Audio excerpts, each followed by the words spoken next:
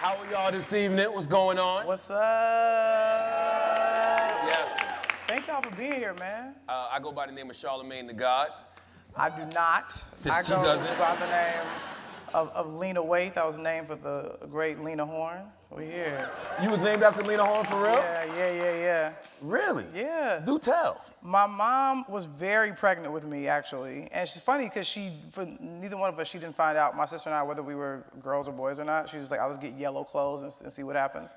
But yeah, she saw, I think, a concert on TV. And obviously Lena Horne was being elegant and classy and amazing. And my mom thought to herself, if this is a girl, if she can have half the class and grace and dignity as Lena Horne, she'll be okay. Wow. And it turned out to be a girl, and that was my name. Did she play like Lena Horne around the house, or like when you was in her belly to like? She played a lot around the house, and my aunt was a big fan of like just black and white movies. So there was a lot of like, I saw her a lot as a kid, and I didn't really understand the importance of who she was, I think, until I got older.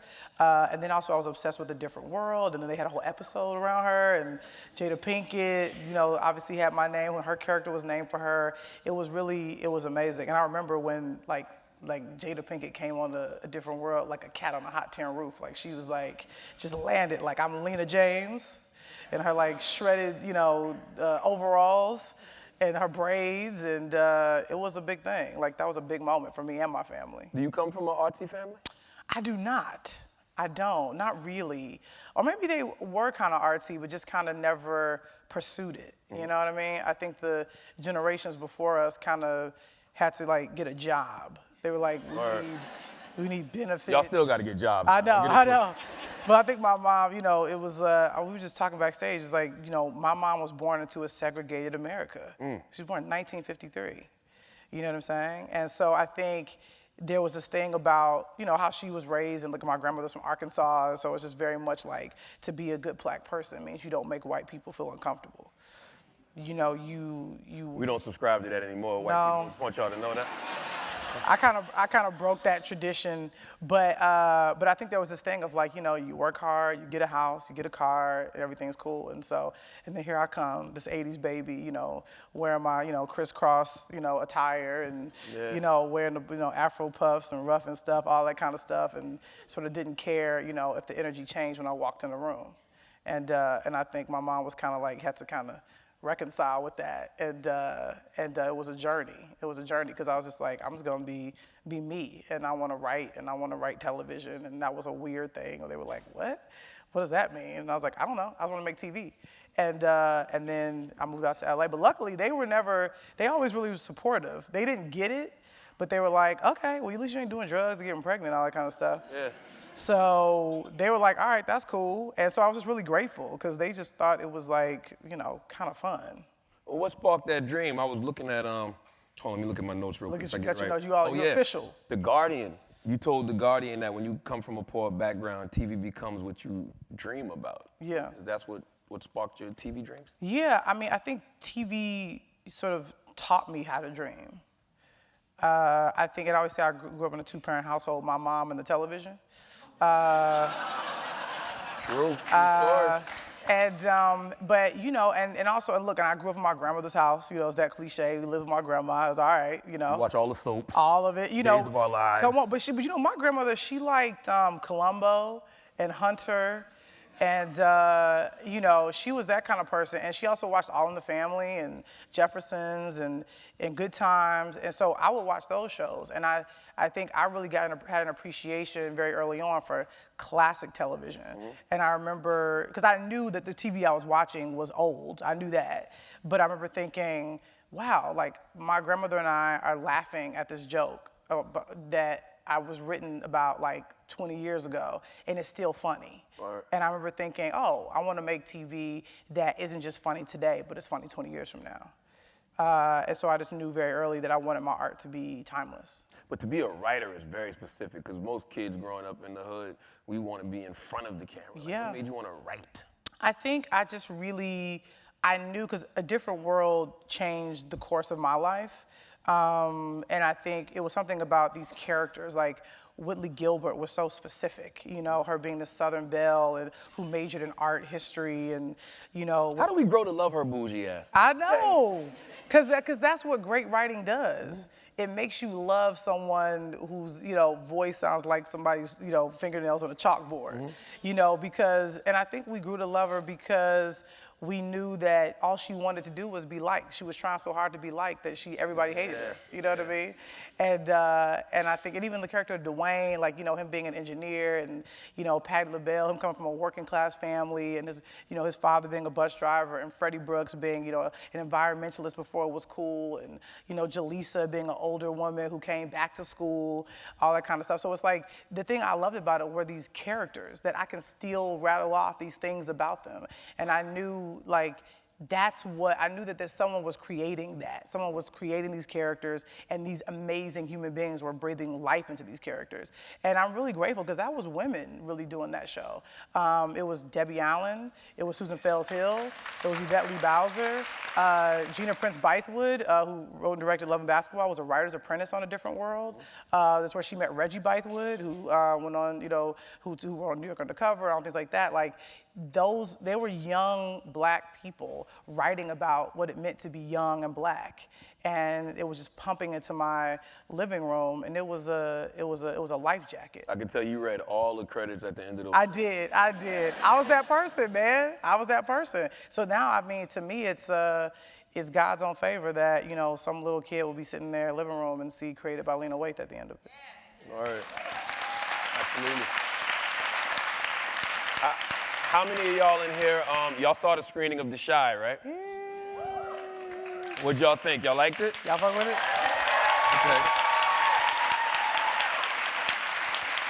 Okay. It's not the feel-good show of the year, but I hope it's the human show of the year. You know, I hope you see yourself. You're the, let me get this right, first Black comedy writer? First Black woman comedy writer to ever win an Emmy for comedy writing in a television series. Yeah. Gotcha.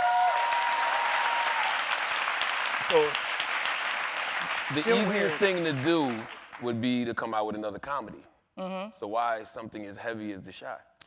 Because I don't do anything easy, man. I don't know if I do that. I think a big thing for me is I want to really show that I can write anything. I think that's the mission. You know, I really just want to be unlike anyone else. I want people to not know what my next move is. And I think that's the goal. I think it's about just writing what's in my soul and what's in my spirit and getting it out. And whatever that may be, I hope that people will just want to roll with me and rock with me and be patient with me and go on the journey with me. Because I don't think of it as a journey by myself. I think of it as a journey with these amazing people. It's, you know, it's like if you look at, like take Angela Bassett, for example, who is phenomenal, and I was very blessed to have her play my mom on the show. It's funny because I told her, I was like, you know, you're a living legend. Oh, without question. You know, like, but I said to her, but particularly with the African-American community, because you have been in our homes for as long as we can remember. And looking the same for as long as we can remember. Looking the exact same. Drinking, I don't know what, you know, virgin's blood or something, but it's like we are a part of her journey. You know, we remember where we were the first time we saw What's Love Got to Do with It. We remember where we were when we saw Waiting to Exhale. We remember where we were when we saw Jackson 5, American Dream, where she played Katherine Jackson so beautifully and eloquently. It's like, it's not just her journey, it's ours. You know, Halle Berry's win was not just her win, it was our win. I feel like as artists, you know, it's not just us by ourselves. It's like there is no Chi without people sharing it and tweeting about it and watching it and sharing their experience. There is no Thanksgiving episode without people saying, have you seen the Thanksgiving episode? Like, no, that's that episode, go to that one. I feel like I share it. This career of mine, this journey of mine, I share it with the people. Is that a heavy burden to bear? No. I don't think so. I think it's one that goes with the dinner. You know, I don't think you can be an artist and not touch people, not not talk to them, not hug them, not listen to them. I think that, you know, Lorraine Hansberry isn't writing A Raisin in the Sun without really paying close attention to the culture. You know, Alice Walker isn't writing The Color Purple by just sitting in her house by herself. I think you have to be a student of people, and you have to be of the culture. I think we were just talking about that. Like, we can't be, I don't want to ever be so far away that people feel like they can't reach out and touch me in a way. Because if they can't touch me, I can't touch them. And if I'm not touching them, how can I write them? How can I be a representative of theirs? Absolutely. I feel like that's what we are as artists. We represent them, and we're the ones that sort of like put a stamp on this time capsule and say, yeah, this is who we were then. And then we can also write and say, this is who we are now.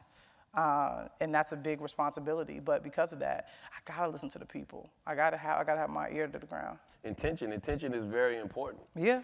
So what's your intention with The Chi? The intention with The Chi is to remind people that Black people are human beings. Because it's often forgotten. Especially in Chicago. Especially, and I think when people dehumanize us, you become desensitized to our deaths. And I think that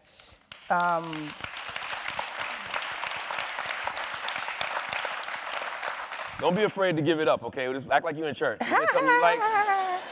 Hallelujah. You know, I think that my other mission was to prove that little Black boys, particularly, are not born with a gun in the right hand and a pile of drugs in their left.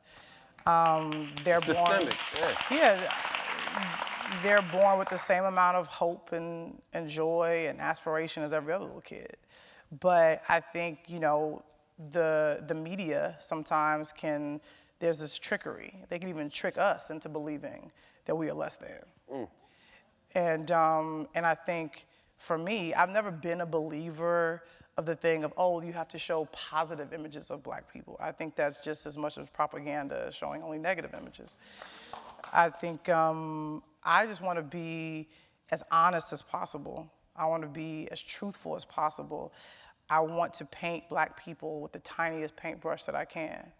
So that way, when you look at us, you see everything. You see the flaws, you see the beauty, you see how we praise, you see how we love, you see how we cry, you see how we mourn, you see how we find joy in the darkest hour. And I think, you know, we come from a long line of survivors. And I believe our crowns have been bought and paid for with free labor.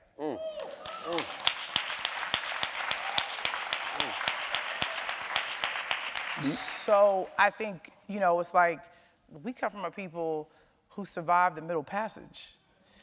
Then they survived slavery. Then they survived Jim Crow. Then they survived, you know, the Civil Rights Movement. You know, and now we're trying to survive Trump. Yeah. You know, come on. you know. But it's interesting because I think as African Americans, we spend so much time surviving, we don't have that much opportunity to live. I feel like we're always out of breath. Yeah. You know what I mean? And so I think, to me, that's why there's a sort of a theme, you know, in the show. There's always running. We're always running. Sometimes we're running towards something, but often we're running away from something. Sometimes we're running away from our family. And when you run away from your family, you're running away from yourself. And there's a lot of me and Brandon. You just swap out being cooking with writing, you know, and there's an element of him trying to look forward and go, you know, and I got the girl from the right side of the tracks at the crib who makes the house a home, and, you know, there's a bubble that we live in. But when the phone rings and it says mother, you know what I mean? It's like the hesitation to answer the phone, but the need to, because I can't run away from her. You know, that's her. I'm a product of her. But, you know, and so it's like, you know, and that's what artists do. I'm dealing with my stuff. Do you have those issues with your mother in real life? You know, we used to be closer than we are now. But, and I think, and that's the thing that as an artist, I'd rather deal with on my laptop than in real life. So again, like I say, the journey is with you all. Like this is a therapy session every week when you watch The Chi. And it's a therapy session where I'm alone, you know, just writing. And there's so much, I mean, I grew up with a kid whose nickname was Coogie. I still don't know his real name. But I figured if I but I loved him. Like, I mean, you know, we were like, I played with him all the time in Southside Chicago. And so I figured if I gave that character his name, I would handle him with care. You know, my mother's name is in the show twice. Her full name is Ethel Laverne, you know, and so it's like Brandon Coogie's mother's name is Laverne. Ronnie's grandmother's name is Ethel. And Ronnie, who's named for my uncle, who has since passed away and spent a lot of his life struggling with substance abuse and in and out of jail and would be hanging out on the streets. And I think, you know, I really wanted to make him human because I think if some people walked by him on the street, they would just go, oh, this dude, you know, what a waste. But he was my grandmother's son. He was my mother's brother. He was my uncle. There's a life behind his eyes, and I wanted to show that. And that's why I gave him his name, and he's since passed now, but his name will always live on through a character, a fictitious character. And the same thing with Emmett. You know, some people may know the history, some people, you know, may not, but you don't run the streets of Chicago and not know Emmett Till's legacy. Absolutely. Taraji's doing that story, by the way. Oh, I mean, to me, you know, always try to speak his name because his lifeless body sparked a movement. He was a sacrificial lamb that we didn't know we needed. And he gave his life so that way others could see just how ugly racism looked.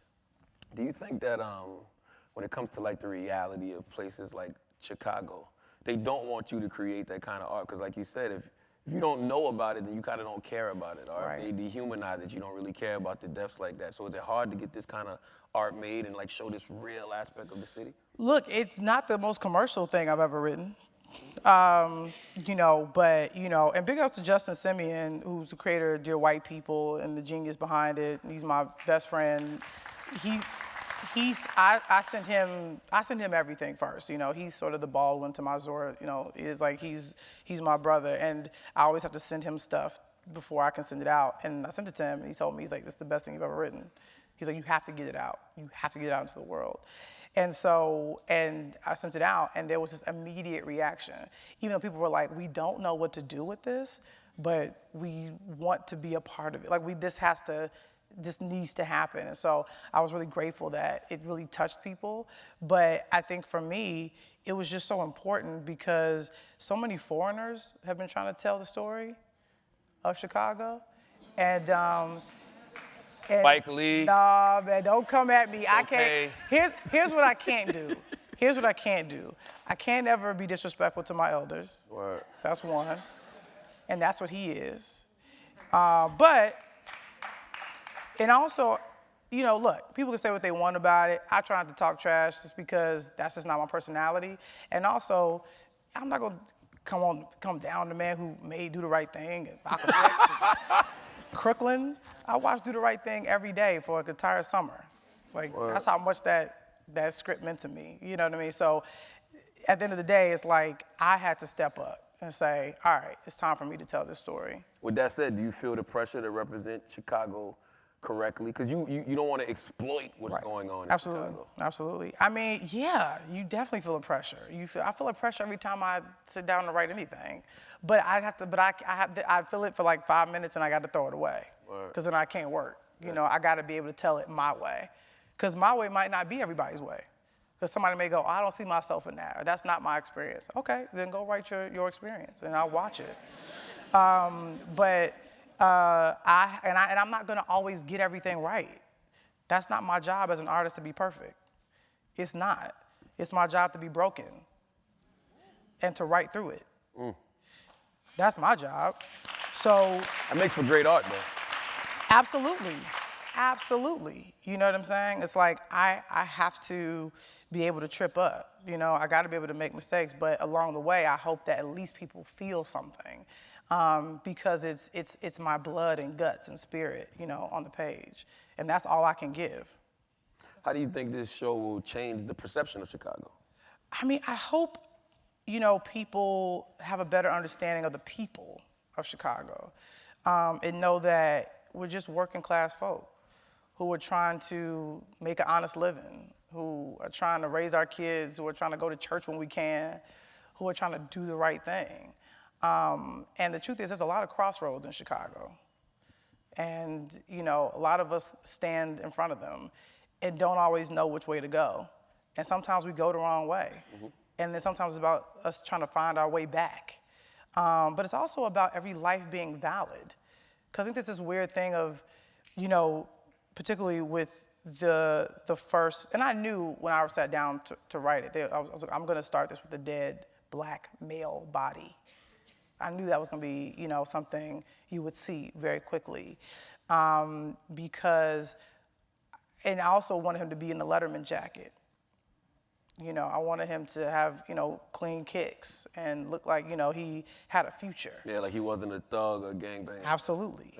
Because there's this element, you know, of people saying, oh, well, he was a good kid. So does that make his life more valid than one who was running the streets? Because even the cold-hearted thug got a mother. Yeah. He's breakfast in the morning, you know, he dreams about things, you know, he lusts for life. I think to me this idea that, you know, saints deserve to live and sinners don't is not okay. I think for us, all of our lives are valid. They're worthy. And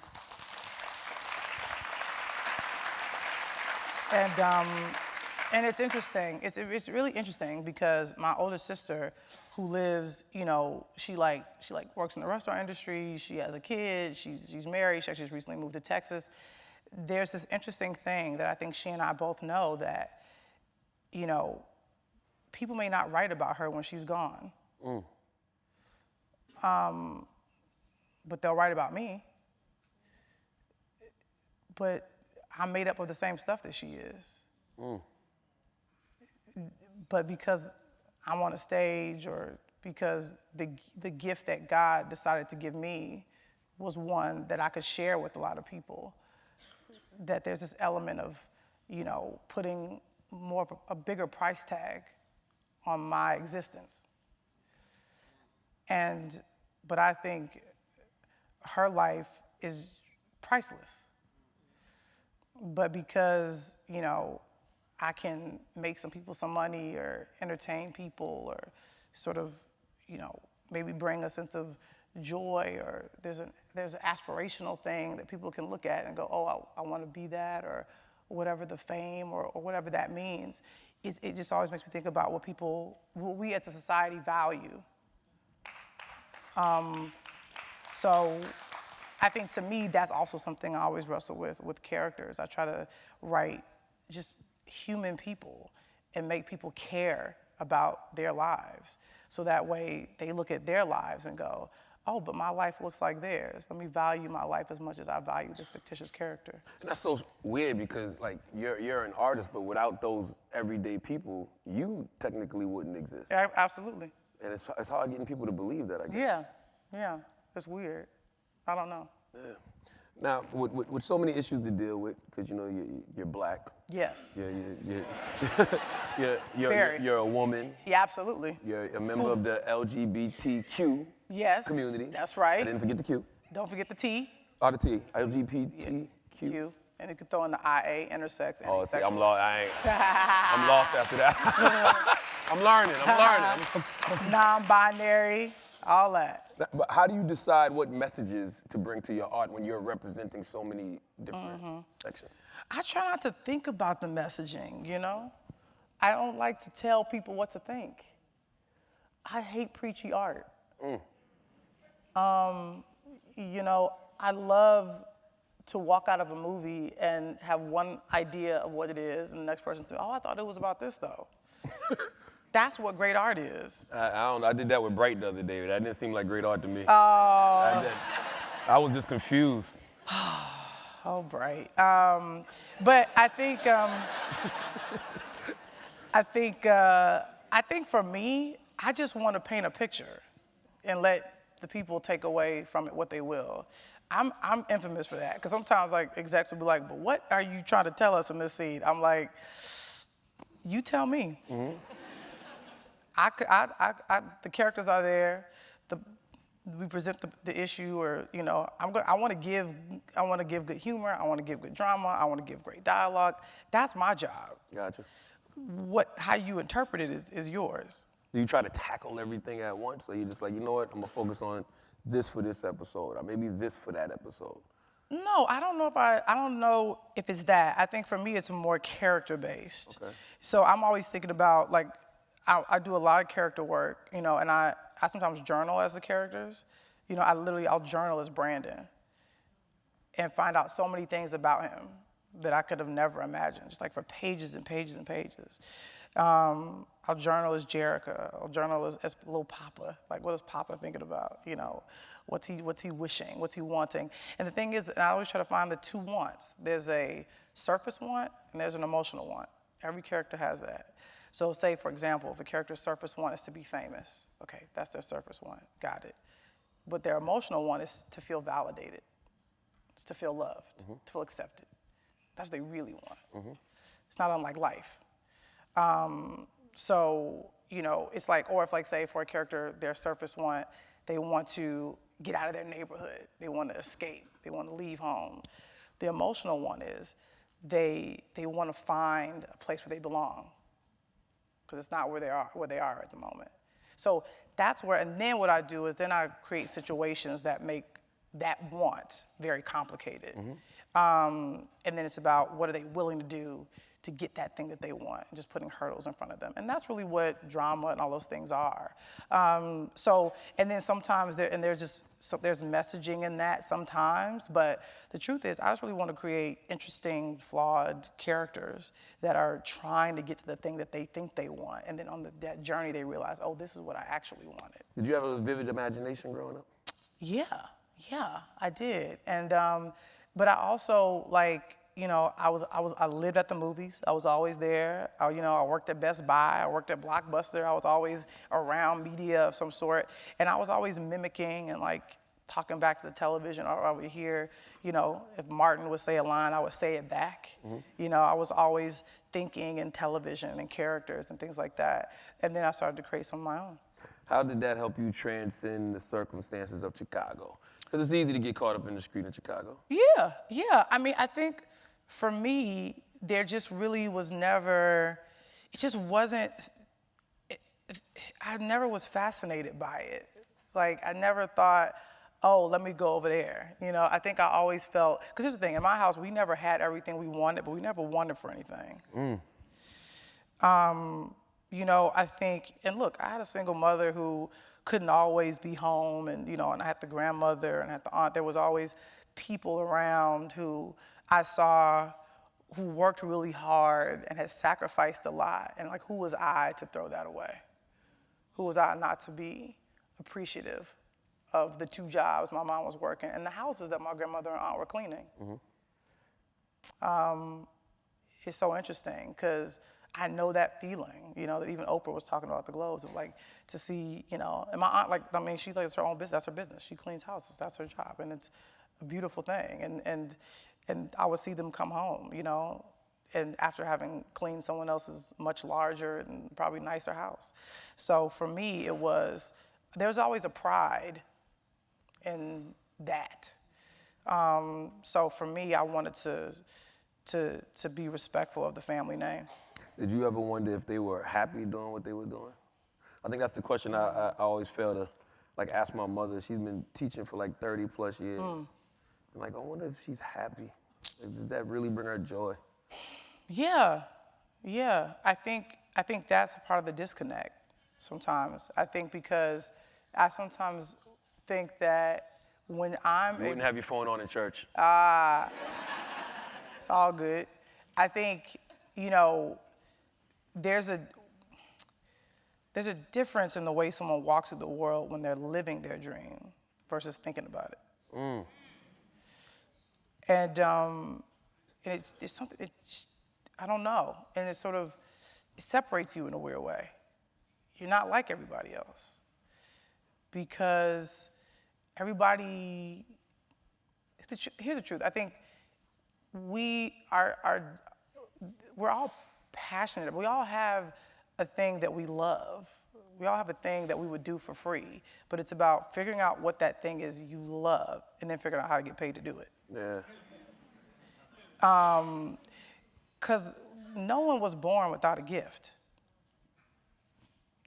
I just don't believe that that's true. But it's different for our parents, though, because like Absolutely. you said, your mother was born in that era to where you couldn't dream as a black person. Like, you could dream, but it wasn't going to happen. Right. You know what I mean? I mean, it's like that song, Ethel Waters saying, darkies never dream. Again, propaganda being pumped into our homes. And what you were dreaming about was actually freedom and equality. That's what you were dreaming about. Right. You know, but there were still people that were doing things that were out of the norm. Were there fewer? Sure. But I think there's this thing, too, that we become...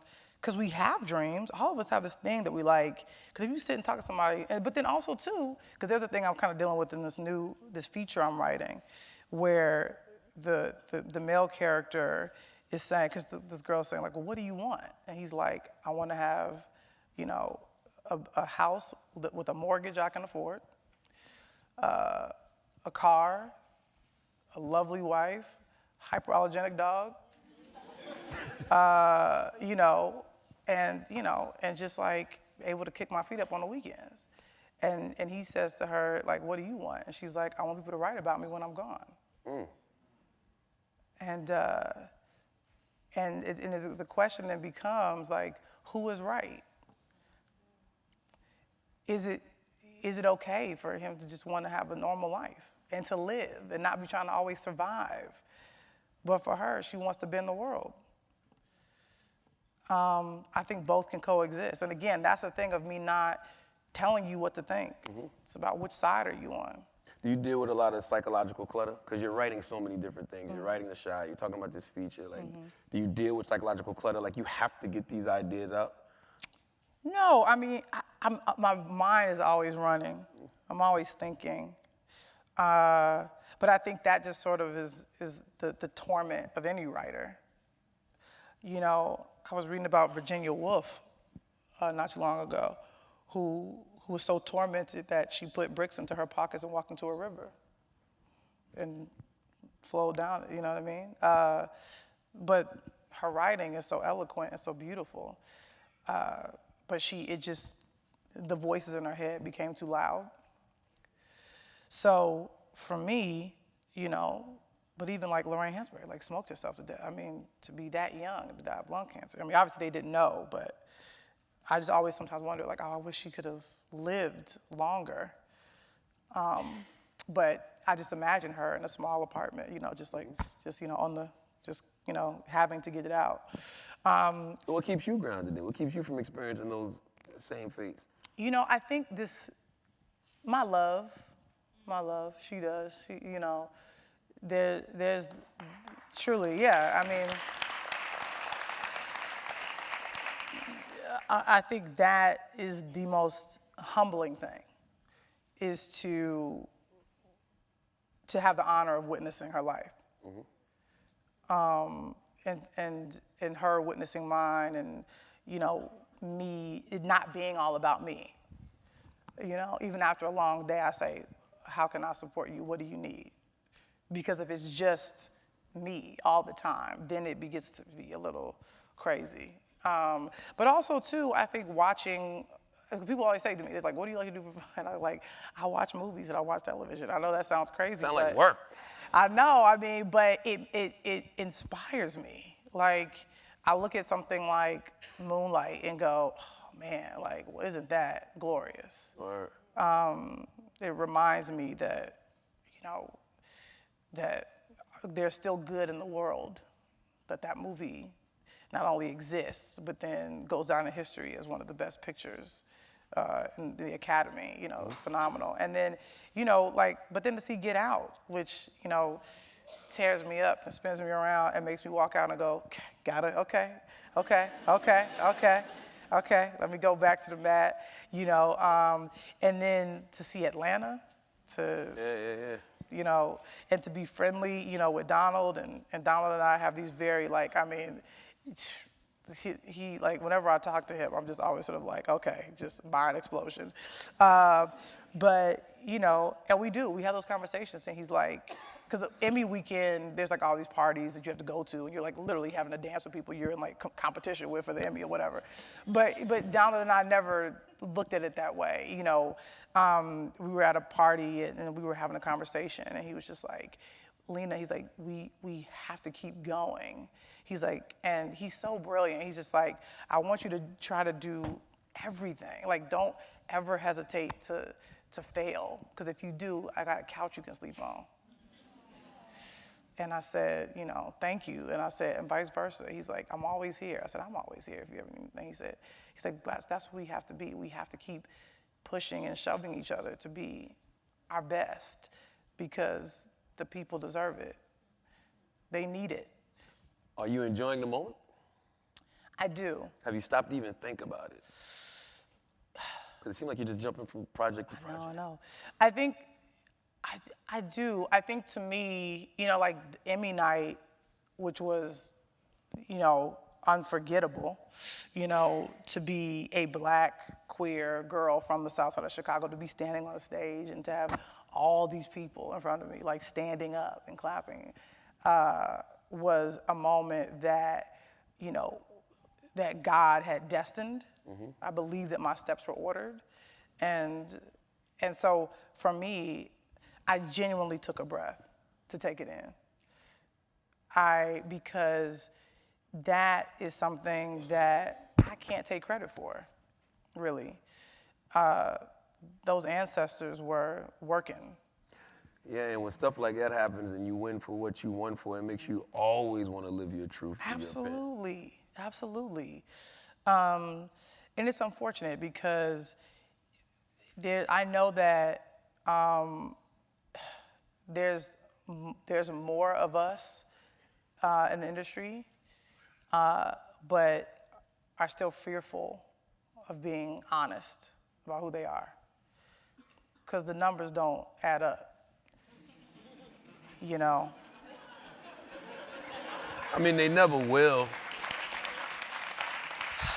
Doesn't add up. But I think, you know, I think that one thing that we don't realize is one of us is a million of everybody else. I think we're just that special. Yeah, I agree.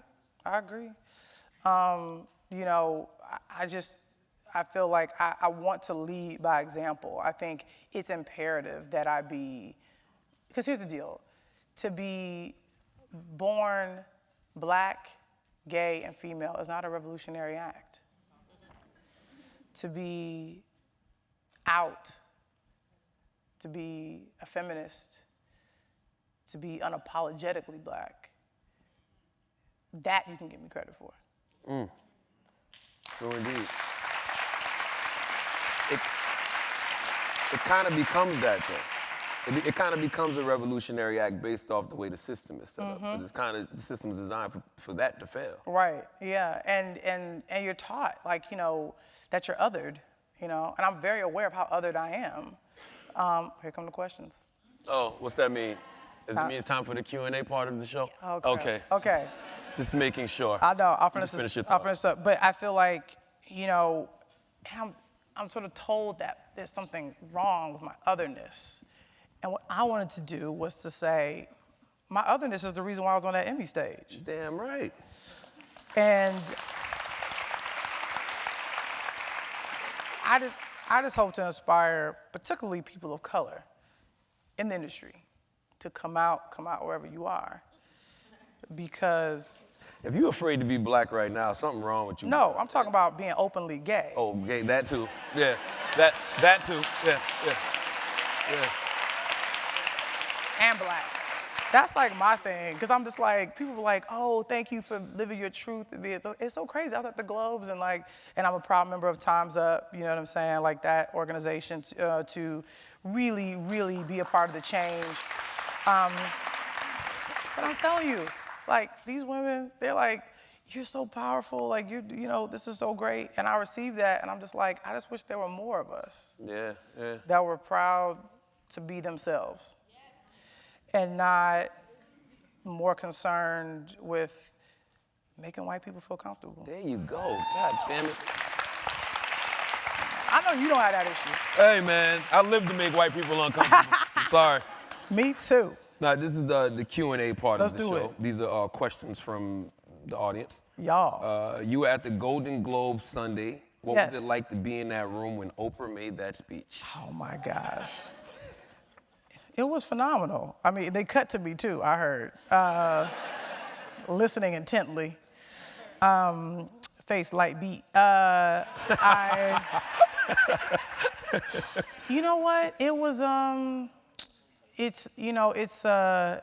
believe it's a blessing and an honor to be in the presence of someone who lives their life so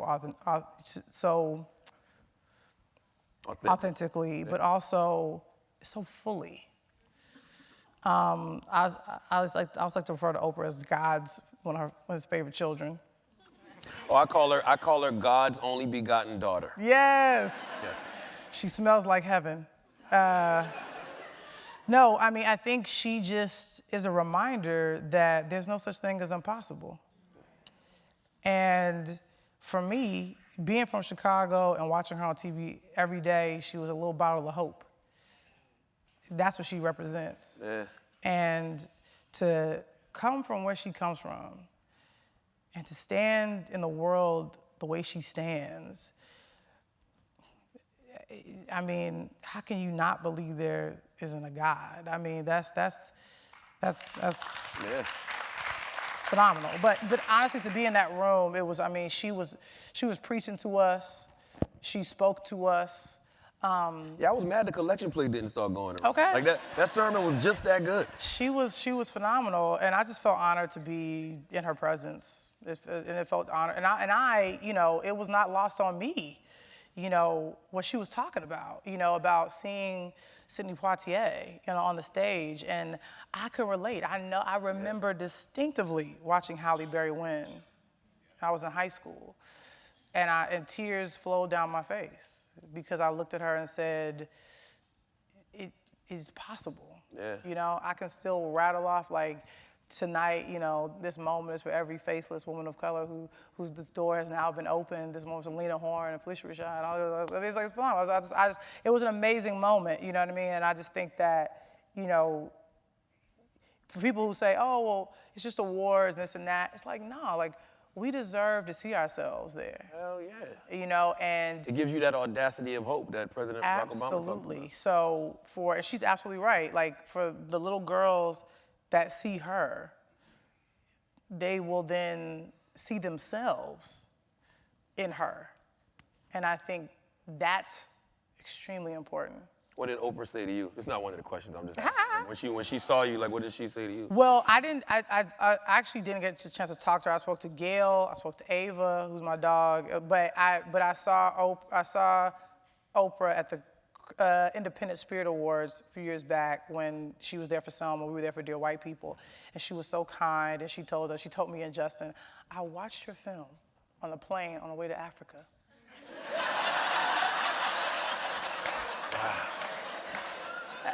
And we were like, yeah. It's probably a private plane. Private. It was probably No, it was lit. private. Probably As soon as you said that, I thought JetBlue. I'm like, nah. No Bow Wow challenges here. Yeah. Like, no, it was like real, and she was like, and I loved it. And then Justin won for Best Screenplay, and she stood up and cheered. And I remember when I won the Emmy, because this is what they do to you, like Oprah sitting like dead center in a white suit, looking fly. And so I'm like walking up to the stage, and you haven't lived until Oprah gives someone her purse to stand up and applaud. She was like, ooh, hope. She was like,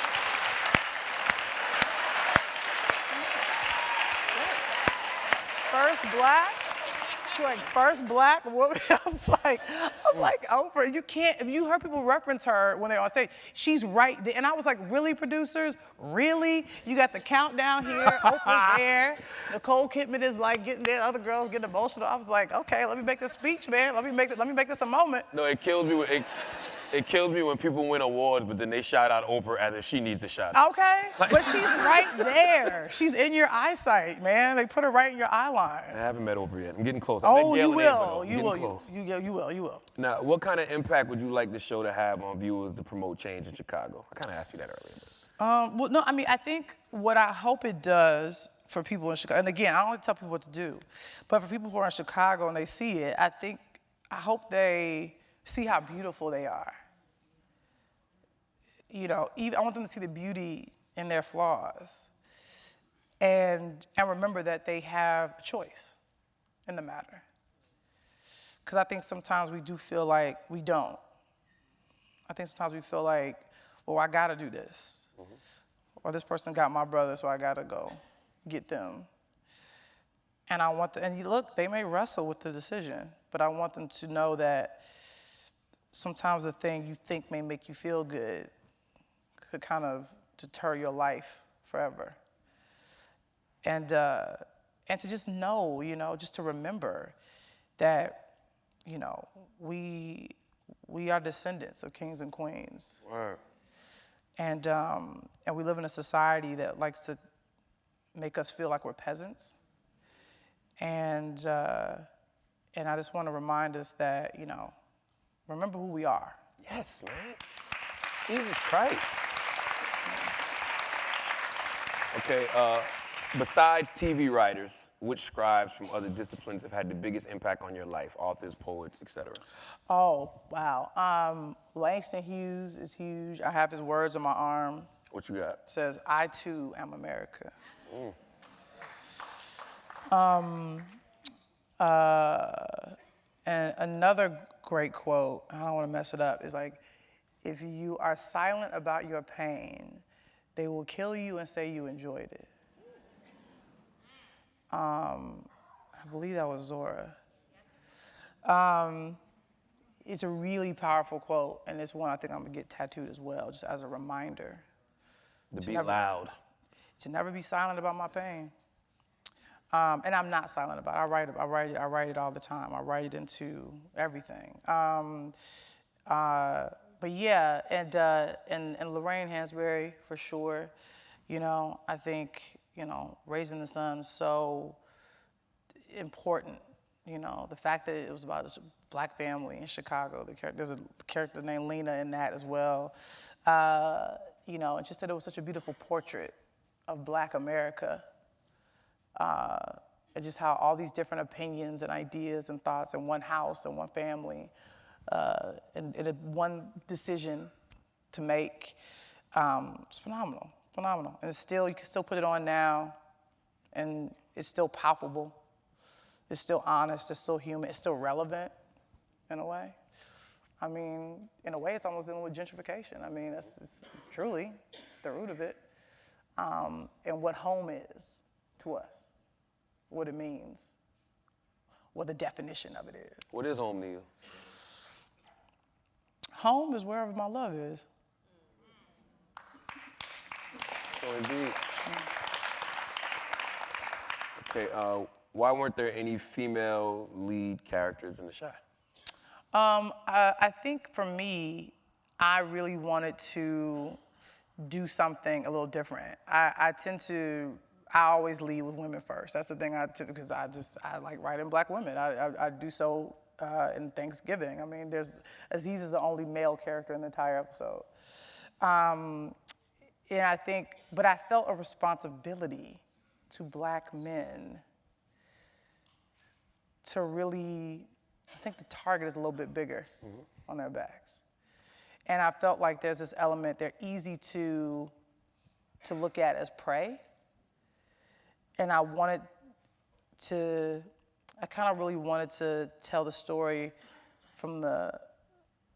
not from the hunter's perspective, but from the prey's perspective, and what that looks like.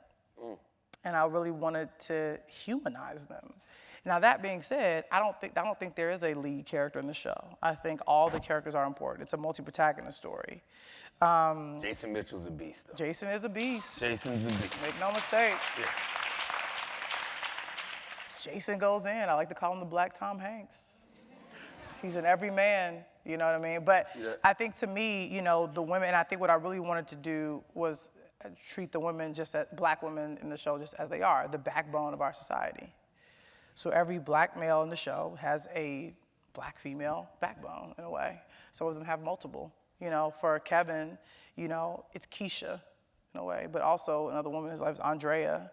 And then another character comes later. If you've seen episode 2, if you have Showtime subscription, there's another character that comes to his life, Maisha.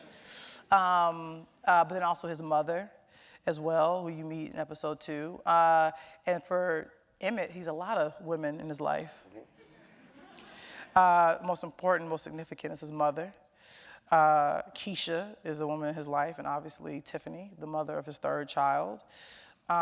He's trifling in episode 2. Oh my God. Have you already seen episode 2 yet? Oh, Jesus. He's human in episode 2. He's struggling, okay? But the cool thing about episode 2 is he's with his baby the entire episode. And it's kind of in a crazy circumstance. Yeah. he's yeah, they're like, don't tell us yet. Oh, my bad. I know. My bad. But you know, and then, you know, and for Brandon, you know, it's his mother, it's Jerica, and I think both women play very specific roles in his life. And then for Ronnie, it's Tracy. And then in the second episode, you see his grandmother. So there's no male without a female or 2 counterparts. Gotcha. So I don't think of them as like, they're never by themselves. So it's not about leading, it's about walking together. Oh, absolutely. It's like, and it's really just about the community. So I think there is a sort of thing of, oh, you're this Black woman, how are you telling these stories? But again, it's me sort of saying like, I can write anything. I can write whatever I like and whatever I want. And so that's what I really wanted to take a swing at it, which was also, I like to challenge myself as well. And it was a unique challenge, but it was one that I really, you know, loved. What was the most difficult part of putting this project together?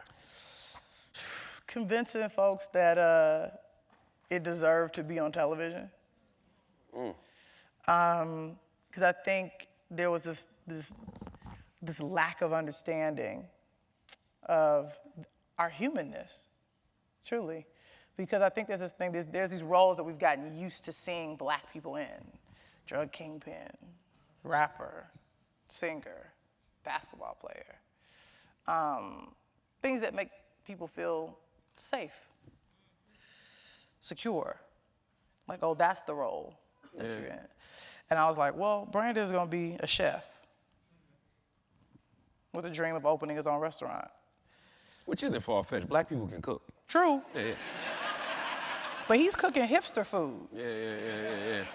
He's working for white people. Yeah. He's living between 2 worlds. Yeah. And there was this thing of like, well, who is Brandon really? They're like, what is his, like, can't quite crack him. And I'm like, he's me. He's a Black person who has a unique skill, and he finds solace in it. And I really tried to convey that, you know, when in the darkest hour, Yeah. it's all he knows to go back to. Yeah. It's where he finds peace. And for me, even in the darkest night, I can write my way out of any depression. That's what you know, it's almost like that's my other love. When my love is like, give me the cold shoulder, that is always something I can go to and write about it. Yeah. energy is like very important though. So when you're writing in those moments, do you think about what you want to write? Does it have to be a drama, or could you write a comedy in your darkest moments? Oh, yeah. Because most comedians, they say, are very dark people. Oh yeah, absolutely. I mean, I think, you know, it's sort of, it's this weird. It's like a drug. It really is. And it's interesting because even what I always say when my muse is visiting, like when it's there, when I have it, when I'm just going, it's that thing of I can't come down from it. Like I can't, if I like get like 20 pages out, I can't, my body is like shaking. I can't sleep. I can't rest. I can't relax because it's almost like this weird baptism in a way. Like, it's like I have to get this thing out. Like even when I was writing The Shy, like it came so quickly. It wasn't, you know, it was definitely God using me as a vessel. So. How do you give these kids any sense of hope as they're growing up? In general, these kids, or the characters, I mean, I think for me that like kids, there's just an inherent amount of hope because they really do represent. They still have that ability to dream, you know. They have this thing in their eyes where, but even it's interesting because with the kids in The Shy, and even for me, they're little adults. Because, and that's how I used to talk when I was a kid, because I would ear hustle, you know. I was cursing like a sailor, like at like 9 and 10, all that kind of stuff, because my mom cursed, you know. I heard my grandmother curse, you know, it's like, watched, you know, Boys in the Hood before I should have, and all that kind of stuff. So there's this thing of, there's so much innocence in them, but there's also, especially when you're in Chicago, there's just, you know, you don't have the ability to be carefree because you're aware of your circumstances. You're aware that you're black. And I think, you know, black kids, they're a gift from God. And I think they quickly learn that they can be treated like second-class citizens. They learn it, they feel it, they see it. They don't have the luxury of saying, oh, I don't see color. They do, they see it every time I look at their skin. Word up. And it's about how we as a society tell them what that melanin means. It's beautiful, but it also, you know, there's a burden that comes with it. Well, I like to say, you know, it's a privilege to be black, and I don't want people to feel like, I don't want us to feel like our skin is a burden, right, or a liability. Like, it's right, power in our melanin. I agree. Like, I don't want them to feel like, you know, waking up every morning is a burden. Because it's not, it's a blessing. It absolutely is. I think the tough part is we can't lie to them about why Trayvon Martin was killed. Yeah, you say white people.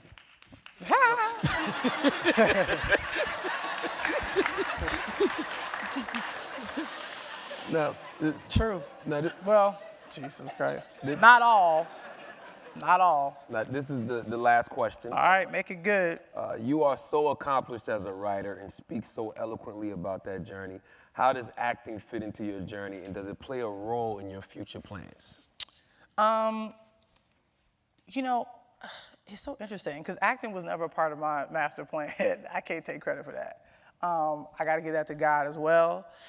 And I got to give it to a few really lovely and amazing casting directors, one of which is Allison Jones, who is a phenomenal casting director. I wasn't aware of her legacy until like I got to meet her, but she cast Freaks and Geeks, Bridesmaids, Veep, so many different things. And she called me in for a general meeting one day, and she said, "Do you have an interest in acting?" And I said, "I do not."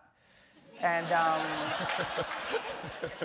and she said, "Well, I'm gonna bring you in for some stuff anyway." So okay. So she brought me in, and I booked a small part on season 2, The Comeback, which was a show on HBO. And then that was my first acting gig. And then Aziz Ansari said, you know, she was casting his show, and he said, hey, I got this weird thing. Let's not just do the typical, like you just bringing me actors and stuff. He said, send me interesting people.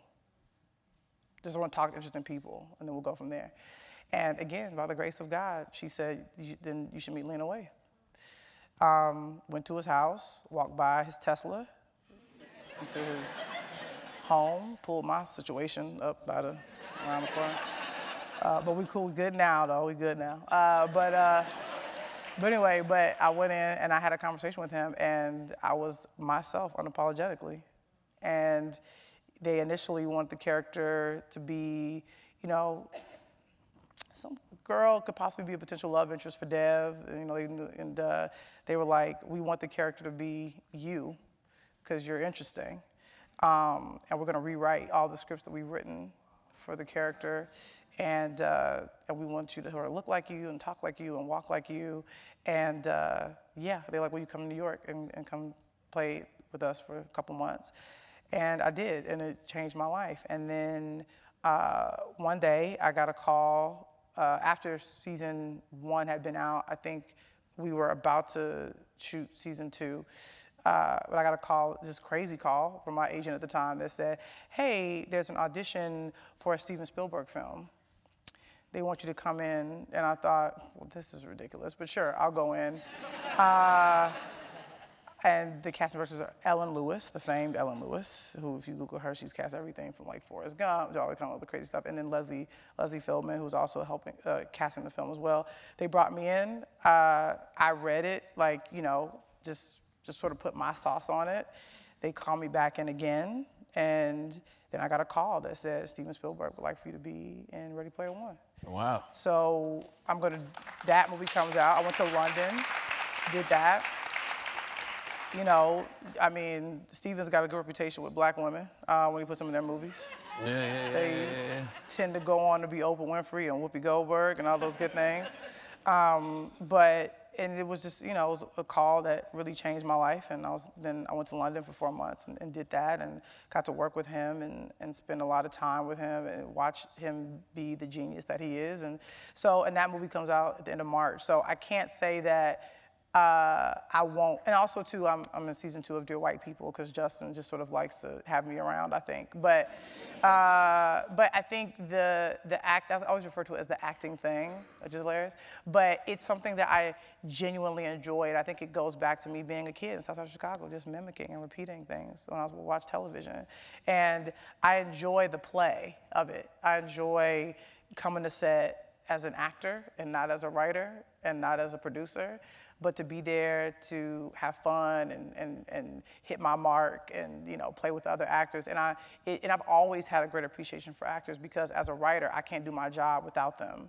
So it makes me have even more of an appreciation for what they do, and it makes me a better writer. And I think, and I didn't realize this, but I didn't know how much the culture needed this sort of like soft stud lesbian girl to be in the forefront, you know, and in the culture. And I think, you know, when Steven said, yeah, I want you to be in it, I kind of realized, I'm like, oh, like, I think there's some little black girl out there that may need to see me and say, oh, okay, she reminds me of myself, and I see myself in her. And there must be a real light at the end of the tunnel if she's up there doing that. No, I agree. And I must admit, you really hurt my feelings with that Aziz story, because I too got that call, and I too sat with Aziz, but I guess he didn't find me interesting. No! But after talking to you for this hour, I understood why he finds you interesting. Oh, thanks, sir. So, I appreciate it. Lena Waithe, y'all.